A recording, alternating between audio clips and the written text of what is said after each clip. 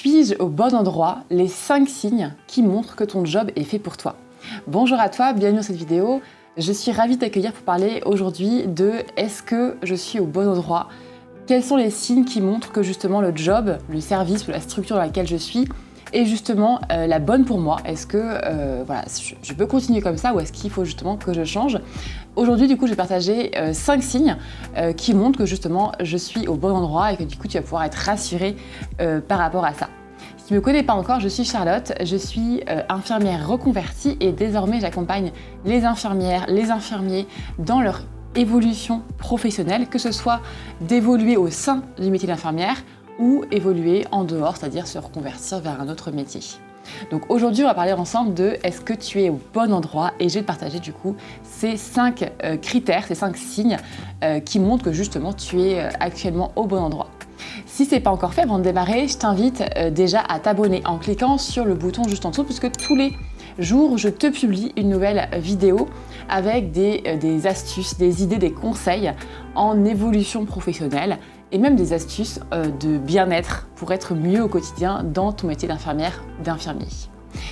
Si ce n'est pas fait également, je t'invite à cliquer dans la description puisque je t'ai fait un produit, je t'ai réservé un petit guide qui va t'aider à faire un premier pas vers justement ton évolution professionnelle. Ça va t'aider à faire le point de où tu en es actuellement et le point de quelles sont les actions à mettre en place pour éventuellement améliorer mon bien-être au travail. Alors le premier signe qui montre que tu es au bon endroit, c'est tout simplement qu'en fait tu te sens bien au travail. Ça peut paraître hyper simple, mais je pense que si tu prends le temps de mettre sur pause là et de dire comment est-ce que je me sens au travail, c'est vraiment important que tu te dises ouais, je me sens bien. Alors c'est évidemment normal que tu aies un peu de stress au travail, donc on appelle ça le bon stress, un peu d'adrénaline, un petit peu évidemment le petit cafard du dimanche soir, c'est normal aussi, mais il faut que globalement tu te sentes bien quand tu es sur ton lieu de travail. Si au niveau des actes que tu dois faire, au niveau de la charge de travail, au niveau des collègues, au niveau éthique par exemple par rapport à ce que tu fais, tu ne te sens pas bien, c'est quelque chose qui ne va pas. Donc si à l'inverse tu te sens bien globalement, encore une fois j'ai envie de dire personne n'est toujours nickel au travail, il y a forcément des choses qui peuvent déranger, de la fatigue, autre chose, mais là c'est vraiment globalement je me sens quand même bien quand je suis au travail.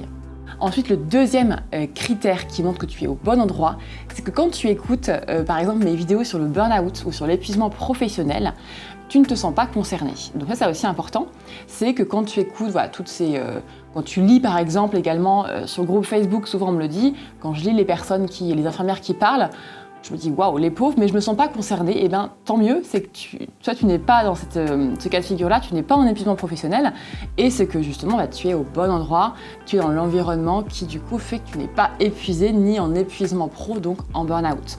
Donc là pour le coup, je sais pas si tu as déjà vu des vidéos que j'ai tournées sur le burn-out, j'en ai tourné plusieurs, et j'en ai tourné sur les signes qui montrent que tu es en burn-out, comment faire quand tu es en burn-out, le burn-out sur les jeunes diplômés. Donc c'est vrai que j'ai parlé pas mal du sujet, qui est un sujet important, mais du coup, un des signes qui montre que tu es au bon endroit, c'est que quand tu écoutes tout ça, tu ne te sens pas concerné. Donc de près ou de loin, tu te dis ouais, ça envoie pas du rêve, mais ça va, c'est pas moi, j'en suis pas là. Ensuite, troisième critère qui montre que tu es au bon endroit, c'est qu'en fait ton environnement de travail te correspond. Donc pour cela, évidemment, il faut que tu aies posé à plat quel est mon environnement de travail, celui qui va me correspondre, donc quels sont les critères que je recherche, et ensuite est-ce que du coup cet environnement-là a les critères en tout cas principaux que je recherche.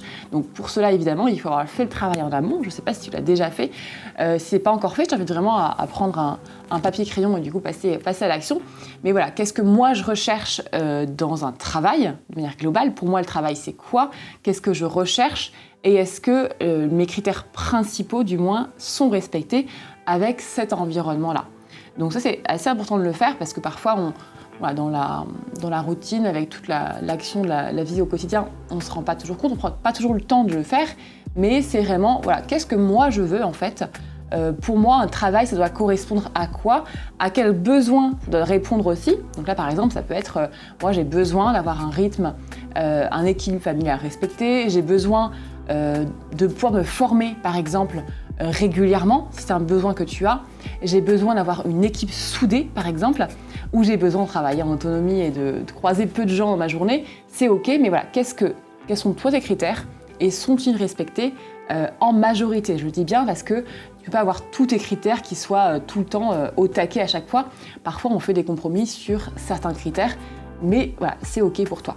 Et donc quand je dis ça te correspond, c'est-à-dire que c'est pas l'environnement qui est parfait, l'endroit qui est idéal, c'est vraiment par rapport à toi, c'est l'endroit qui te correspond parfaitement.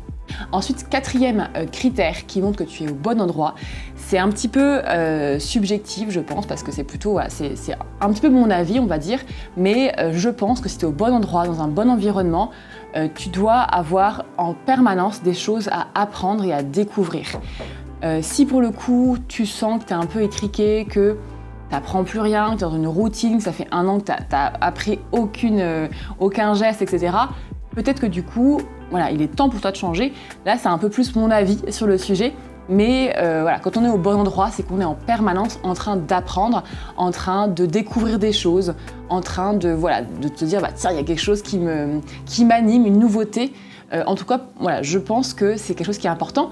Après, encore une fois, si on revient à un critère juste avant, si toi, dans tes critères, il n'y a pas forcément celui-là, et pour toi, découvrir, c'est pas un des 5 ou 7 premiers critères, et bien peut-être que c'est ok pour toi et que du coup, dans ton équilibre à toi, tu te dis, bah, d'accord, j'apprends plus, mais d'un côté, bah, j'ai le salaire qu'il me faut, le rythme qu'il me faut, etc.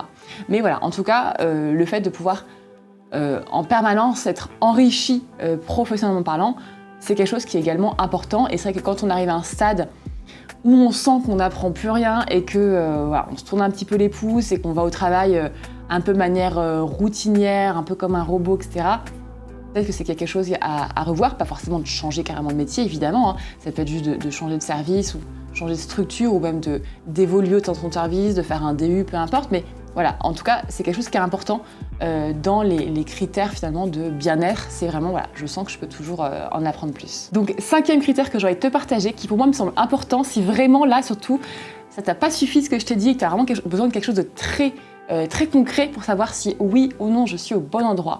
C'est que tout simplement, quand tu le poses à plat, encore une fois avec un papier, un crayon ou au moins sur ton téléphone, parce qu'il faut vraiment l'écrire, les avantages à quitter ton boulot, ton job actuel, sont inférieurs aux avantages que tu aurais à rester. C'est-à-dire que tu as plus d'avantages finalement à rester dans ton boulot que à le quitter. Donc pour cela, c'est tout simple. Il suffit que tu les écrives, les 2 avantages. Quels avantages j'ai à quitter mon boulot ? Peut-être que du coup, je gagnerai plus, peut-être que du coup, je travaillerai plus en autonomie, peu importe. Donc écris ces avantages-là et écris de l'autre côté les avantages que tu aurais justement à rester. D'accord, du coup finalement j'ai quand même l'équilibre familial, j'ai tous mes week-ends, je peux me former comme je veux, etc. Et quand tu auras fait les 2 listings, là tu pourras vraiment te dire, ok, concrètement, est-ce que je suis au bon endroit? Et je trouve que c'est vraiment une bonne façon de le faire avec les avantages à rester et les avantages à quitter. Au moins, si tu as besoin de quelque chose de très concret, tu le verras. Mais pour le coup, je t'invite vraiment à l'écrire parce que si tu es vraiment juste en train de le mettre dans ta tête, tu vas pas réussir à tout noter précisément. Et là, pour le coup, c'est important de le faire parce que parfois, on peut se rendre compte que peut-être que tu vas avoir 3 avantages d'un côté qui seront très importants et importants pour toi. Et de l'autre côté, peut-être que tu en auras 5 mais que tu aurais été un peu creusé, à tirer au fond du tiroir, qui ne sont pas si importants pour toi, par exemple. J'ai n'importe quoi, hein, je peux aller au boulot à pied, par exemple. Peut-être que finalement, d'y aller à vélo, tu serais OK aussi. Donc, dans ce critère-là, c'est pas si important. Donc, le fait de les écrire, tu vas pouvoir après peser aussi le poids de chaque avantage. Donc, c'est pas non plus le nombre d'avantages qui compte, c'est aussi l'importance de chaque avantage à quitter ou à rester dans son boulot. J'espère que la vidéo t'aura plu, t'aura aidé aussi à y voir un peu plus clair sur est-ce que je suis au bon endroit. Si c'est le cas, merci de me le dire en commentaire, partage-le parce que je trouve important aussi de dire bah oui, en fait, ça y est, j'ai écouté tes 5 critères et je me sens bien, c'est trop chouette, c'est cool. Donc vas-y, partage-le.